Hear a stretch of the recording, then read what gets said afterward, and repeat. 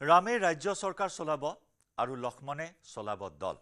মুখ্যমন্ত্ৰীক ৰাম আখ্যা দি এই মন্তব্য ৰাজ্যিক বিজেপিৰ সভাপতি দিলীপ শইকীয়াৰ। ২৬ত পুনৰ ৰাজ্যত বিজেপিৰ চৰকাৰ হ'ব বুলি দাবী কৰাৰ লগতে বিটিয়া নিৰ্বাচনত বিজেপিয়ে কোনো কম্প্ৰমাইজ নকৰে বুলি হুংকাৰ দিলে ৰাজ্যিক বিজেপিৰ সভাপতিগৰাকীয়ে। ওদালগুৰিত অনুষ্ঠিত হয় বিজেপিৰ সক্ৰিয় কাৰ্যকৰ্তা সন্মিলন আৰু যোগদান সভা। ওদালগুৰি জিলা বিজেপিৰ উদ্যোগত অনুষ্ঠিত এই অনুষ্ঠানত উপস্থিত থাকে ৰাজ্যিক বিজেপিৰ সভাপতি দিলীপ শইকীয়া, মন্ত্ৰী পীযুষ হাজৰিকা, বিধায়ক দিগন্ত কলিতা, পল্লৱ লোচন দাসৰ লগতে বিটিআৰৰ কাৰ্যবাহী সদস্য তথা বিজেপিৰ কাৰ্যকৰ্তাসকল।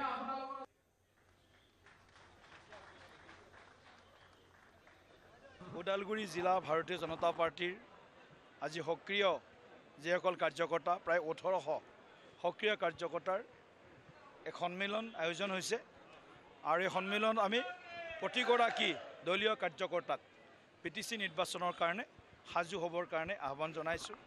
বুথে বুথে যাতে সংগঠন শক্তিশালী হয়। ৮৪১টা বুথ আছে ওদালগুৰি জিলাত, ৪টা বিধানসভা সমষ্টি, 10টা পৰিষদীয় সমষ্টি।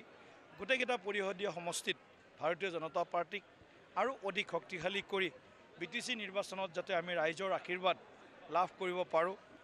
নিযুত মইনাৰ পৰা আৰম্ভ কৰি অসম চৰকাৰৰ গুডউইল মিছনৰ জৰিয়তে যি ৰাস্তা ঘাট নিৰ্মাণ ইত্যাদি যিবিলাক বিষয় আছে, সেই প্ৰতিটো জনকল্যাণমুখী আঁচনি যাতে বিটিআৰৰ ওদালগুৰিৰ জিলাৰ বসবাস কৰা ৰাইজৰ মাজলৈ লৈ যাব পাৰোঁ, তাৰ কাৰণেও কাৰ্যকৰ্তাসকলক আমি আজি আহ্বান জনাইছোঁ।